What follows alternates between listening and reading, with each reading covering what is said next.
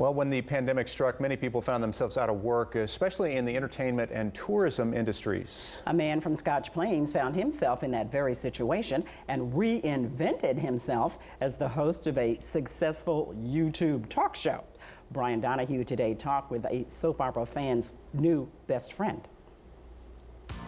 For me, I started it initially in April of 2020 because, I'd been home 2 weeks, having just been laid off. Pandemic hit, Alan Locker, laid off from his job in New York City's tourism industry, found himself like so many, out of work and at home, isolated, looking for something to do and some way to connect with other people. We're stuck at home. Everybody was looking for a way to connect. He found the key to connection and an unexpected self-reinvention in his own past, in the world of soap operas. Look, I know this is awkward for you, Allie, but it doesn't change the way I feel. Please come back to the yacht with me. Back between 1997 and 2009, Locker had been head of public relations for the daytime soap operas As the World Turns and Guiding Light.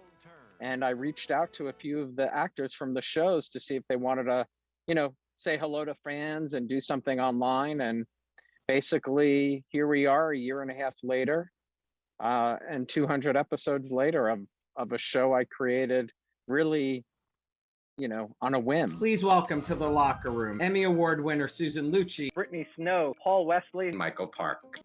Yep, Locker's YouTube talk show, The Locker Room, just posted its 200th episode. Lee Gifford. I'm so proud of you for finding your way into the whole new talent you have. Turns out he stumbled onto something good. Fans of soap operas are devoted and passionate and nostalgic about their favorite shows, and well, everybody was kind of lonely and bored. Daytime television fans watch their shows 5 days a week. So these people are family.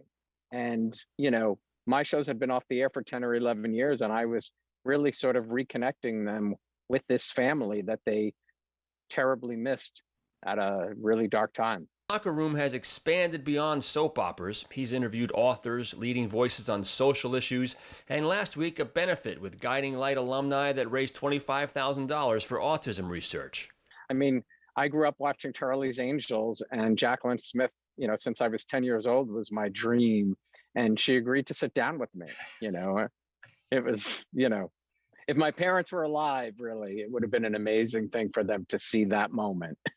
And so, yet another lesson for us all in this story of a guy who found himself in isolation and discovered more rewards than he ever expected in reaching out. I've loved doing it, and I've loved making some small difference in people's lives.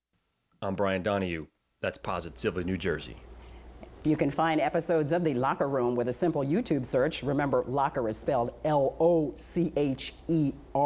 Interesting how life has a way of propelling you in a direction you never expected. I love it. He found a niche and he filled it. He filled it. Now he's Lots of help. interviewing all the big stars.